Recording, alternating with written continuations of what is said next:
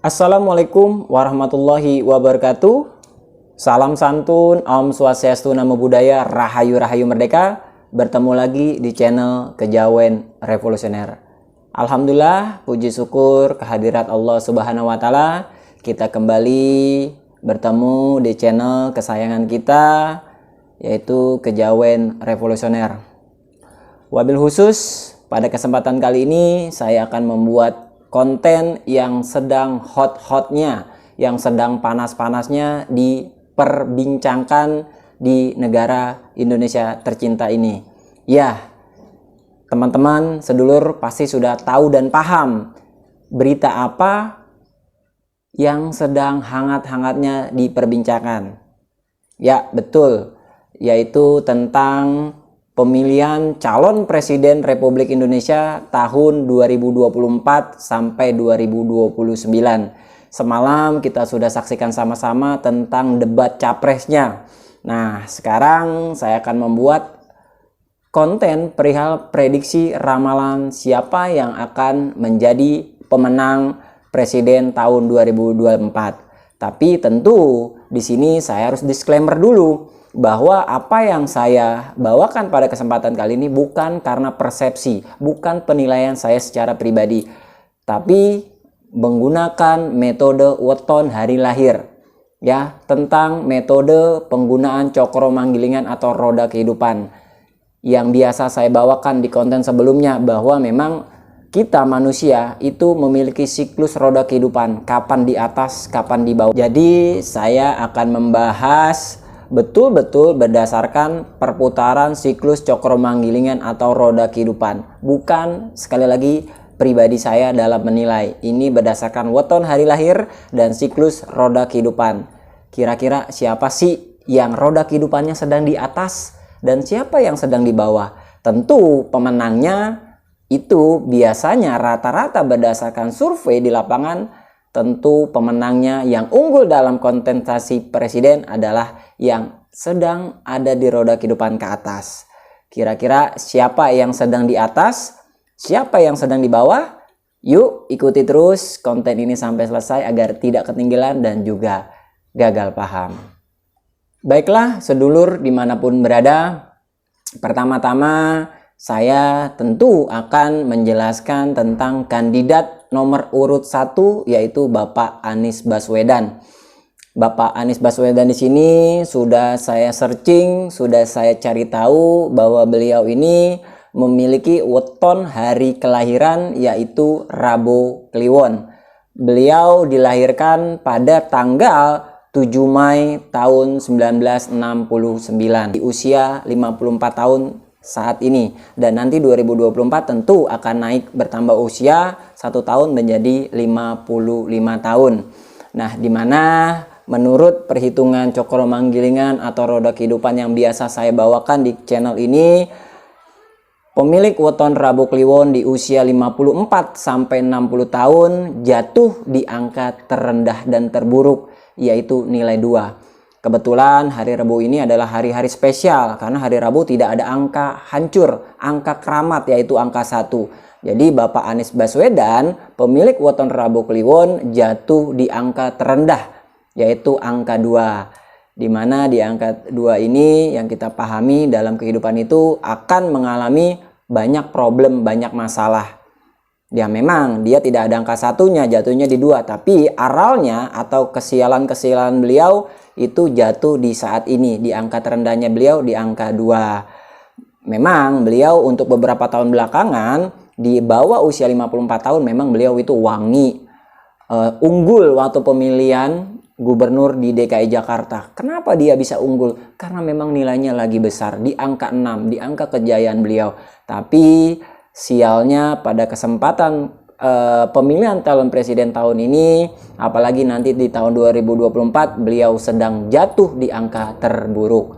Lanjut, kita akan telisik menjelaskan ke pasangan nomor urut 2, Bapak Prabowo Subianto alias Pak Gemoy. Ya memang beliau ini dibuat branding oleh netizen sebagai gemoy-gemoy. Nah, Bapak Prabowo Subianto lahir pada tanggal 17 Oktober tahun 1951 Ya, beliau saat ini berusia 72 tahun. Namun nanti di tahun 2024 beliau akan bergeser menjadi 73 tahun. Beliau pemilik weton Rabopon. Beliau juga salah satu orang yang beruntung secara natural karena beliau lahir pada hari Rabu. Nah, Bapak Prabowo Subianto di weton Rabopon di usia 72 tahun jatuh di angka 3 menuju 4 alias pecah pamor. Nah, yang kita ketahui dalam penjelasan pecah pamor itu banyak yang suka, banyak yang senang, harum. Beliau di dalam dirinya terpancar sebuah aura karismatik yang membuat banyak orang suka, banyak orang senang, laris manis Tanjung Kimpul. Jadi nggak heran kalau memang beliau sekarang elektabilitasnya menjadi tinggi, menjadi unggul. Padahal sering dicaci, sering dijatuhkan, sering dibuat framing-framing buruk tentang beliau. Nyatanya justru elektabilitas beliau, suara beliau itu semakin tinggi. Karena memang kebetulan, kembali lagi kebetulan menurut Cokro Manggilingan Roda Kehidupan, beliau sedang di angka 3 menuju 4 yang artinya pecah pamor dari usia 72 ke 78 tahun. Ya, itu tentang perhitungan nasib Bapak Prabowo Subianto yang pemilik weton Rabopon di usia 72 sampai 78 tahun dengan angka siklus 3 menuju 4. Oke, berikutnya kita beranjak ke pasangan nomor urut 3, Bapak Ganjar Pranowo. Beliau dilahirkan pada tanggal 28 Oktober 1968 dengan usia 55 tahun. Dan beliau jatuh wetonnya pada weton Senin Wage. Nah, Senin Wage ini memiliki nilai yang sangat kecil ya. Senin 4, Wage 4, totalnya 8. Beda dari pasangan sebelumnya. Bapak Anies memiliki weton Rabu Kliwon dengan nilai 15 dan Bapak Prabowo Rabopon nilainya 14. Jadi memang berbeda jauh ya secara hitungan neptu angkanya. Nah, di sini kebetulan Bapak Ganjar Pranowo pemilik weton Senin Wage di usia 55 tahun di siklus roda kehidupan antara 54-60, karena kan memang siklus roda kehidupan itu berputar per 6 tahun ya sedulur ya. Saya jelaskan, berputar per 6 tahun siklus roda kehidupan dari 0 ke 6 tahun, 6 ke 12 tahun, 12, 18 tahun, 18 tahun, 24, 24, 30, terus 30, 36, 42, 48, 54, dan 60. Dan beliau, Bapak Ganjar Pranowo, jatuh pada siklus roda kehidupan angka 1 di usia 54-60. Yang kita ketahui, sedulur yang setia menyaksikan weton, bagi sedulur yang setia menyaksikan channel saya pasti sudah tahu dan paham. Bapak Ganjar Pranowo sedang di siklus angka 1 itu angka artinya apa? Analoginya apa? Ya, mohon maaf sekali lagi Bapak Ganjar Pranowo. Di sini saya mencoba menjelaskan berdasarkan siklus weton hari lahir Bapak, di mana di siklus 54-60 jatuh di angka 1, angka kesedihan, kehilangan, dan kehancuran. Di sini ibaratnya angka apes, angka keburukan dalam siklus seseorang. Jadi memang yang sudah sering saya bahas, ketika seseorang sedang di siklus angka 1, bisnis pun hancur, kehidupan pun, ekonomi dan lain sebagainya pun anjlok, down dan turun, maka itulah perhitungan siklus yang terjadi pada weton Senin Wage yang dimiliki oleh pasangan nomor urut 3. Nah, jadi kalian sedulur dimanapun berada tentu sudah bisa paham dan menyikapi, memahami tentang penjelasan saya pada konten kali ini. Kembali saya mengulang, mereview tentang perhitungan. Nomor urut 1, Bapak Anies Baswedan, pemilik weton Rabu Kliwon di usia 54 tahun ya, menuju 55. Beliau sedang di angka 2, siklus angka 2. Lalu nomor urut 2, Bapak Prabowo Subianto sedang di angka 3, siklus 3 menuju 4 di usia 72-78. Ya, ini perhitungannya saya tampilkan di layar kaca kalian agar paham dan jelas. beliau di angka 3 menuju 4, artinya pecah pamor, wangi, harum, mempesona, banyak yang suka, banyak yang seneng.